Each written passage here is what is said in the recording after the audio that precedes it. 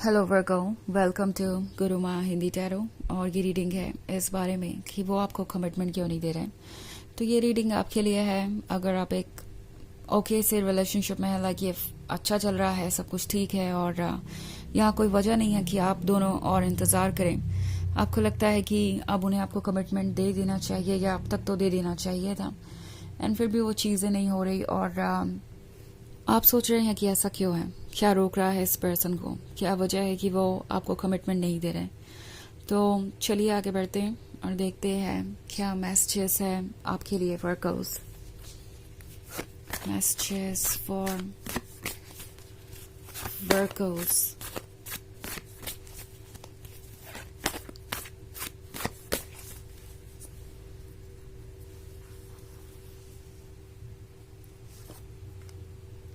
Two of Wands, the Chariot in reverse, Ten of Swords, Ten of Wands, and Two of Swords. Okay. So हमारे पास है Ten of Swords. Ten of Swords के होने का मतलब है कि ये सिचुएशन पेनफुल है।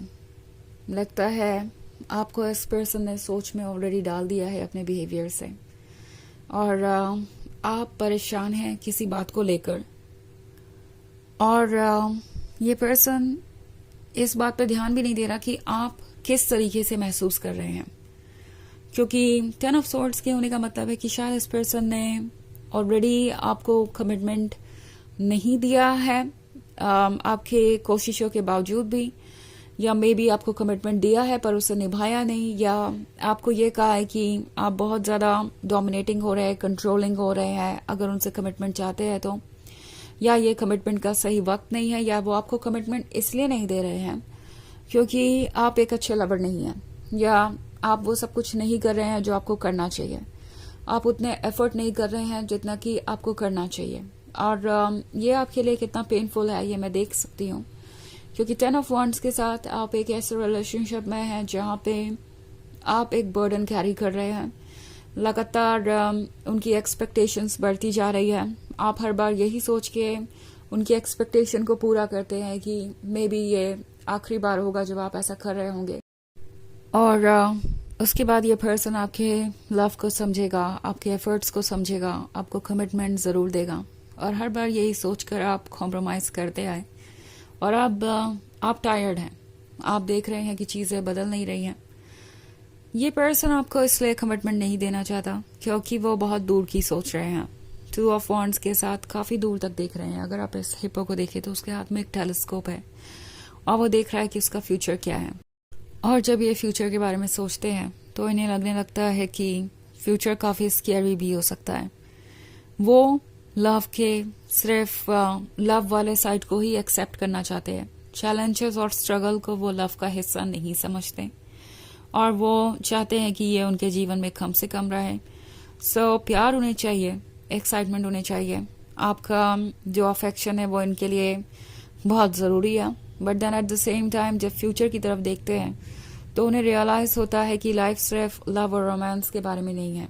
अगर आप कमिटमेंट करते हैं तो आपको शेयर्ड रिस्पॉन्सिबिलिटी रखनी होगी। आपके डेफिनेटली बहुत खूबसूरत मोमेंट्स होंगे, but at the same time responsible भी बनना पड़ेगा। और उन्हें लगता है कि कमिटमेंट देने के बाद लाइफ बोरिंग हो जाती है, लाइफ चैलेंजिंग हो जाती है, लव नहीं रहता, बिकॉज चैलेंजेस फेस करते करते आप इतने टायर्ड हो जाते हैं कि बाकी और किसी चीज़ में दिलचस्पी रही नहीं जाती, और आप लव को वैसे भी एंजॉय नहीं कर सकते। तो ये वो पर्सन है जो ये सोचता है कि लव अनकंडीशनल होना चाहिए, और अनकंडीशनल से उनका मतलब है कि चाहे वो जो भी कर रहे हो उन्हें वो लव मिले। उनके पास एक ऐसा लवर होना चाहिए, बिकॉज कमिटमेंट करने से लाइफ की खुशियाँ ही कम होती है, और दो लोग एक दूसरे के और ज़्यादा क्लोज आने के बजाय एक दूसरे से और ज़्यादा दूर हो जाते हैं। ये बात इस पर्सन को फील होती है, और उन्हें ऐसा लगता है कि अगर वो एक कमिटेड रिलेशनशिप में आते हैं तो लाइफ के चैलेंजेस उन्हें खुश नहीं रहने देंगे। हालांकि ये बात रियलाइज नहीं कर पा रहे कि साथ में चैलेंजेस फेस करना अपने आप में लव का सबसे बड़ा प्रूफ है। उन चीज़ों से इस पर्सन को कोई मतलब नहीं है। ओके, तो इसीलिए ये पर्सन आपको कमिटमेंट नहीं देना चाहता। इसमें आपकी कोई गलती नहीं है और ना ही आप कुछ चेंज कर सकते हैं। ये इनका अपना नज़रिया है। ये लव को एक एंजॉयमेंट और एक प्लेजर की तरह देखते हैं और इन्हें सिर्फ लव ही चाहिए। कमिटमेंट में लव के अलावा बहुत सारी चीज़ें आ जाती हैं, चैलेंजेस, रिस्पॉन्सिबिलिटी, वो उन्हें बिल्कुल भी अपने लाइफ में नहीं चाहते। द चैरियट रिवर्स में है। सो टैरो आपसे कह रहा है ये एक फैसला लेने का वक्त है।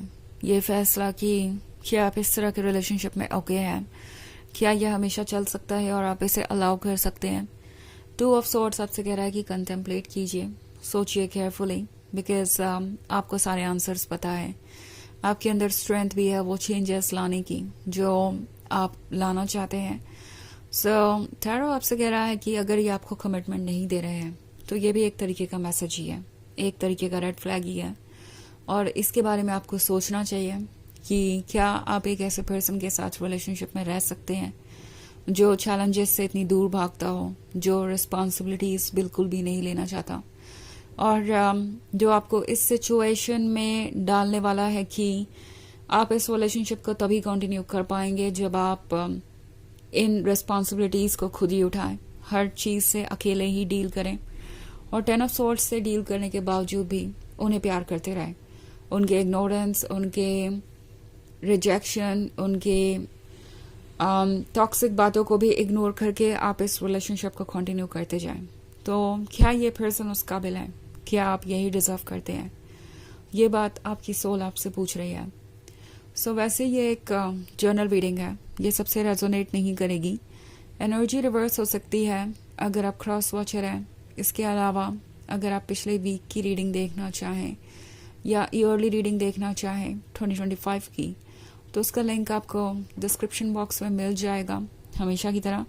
सो चलिए आगे बढ़ते हैं और देखते हैं और क्या मैसेजेस हैं आपके लिए वर्गोस।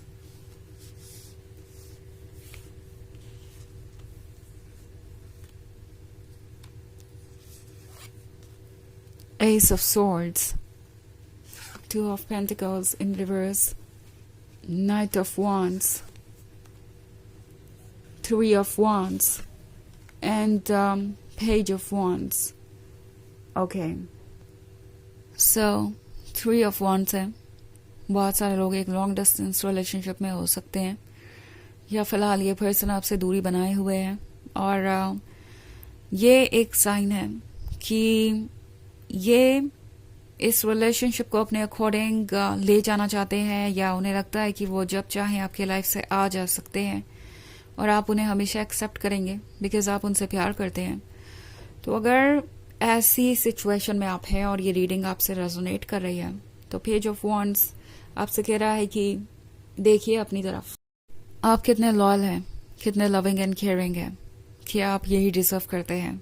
क्या ये वो पर्सन है जो आपका साथ डिजर्व भी करता है? अगर ये आपको कमिटमेंट दे भी देते हैं तो भी क्या लाइफ अच्छी होगी?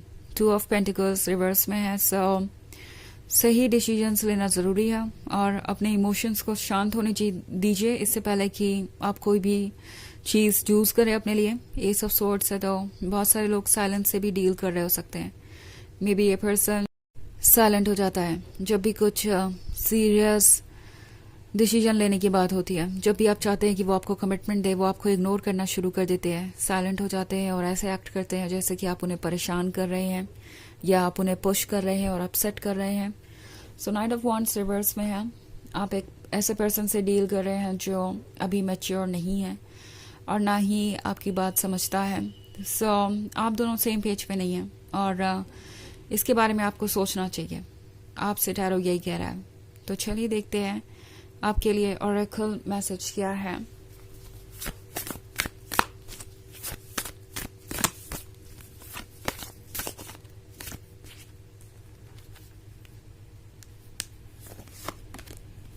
Spirit of the east.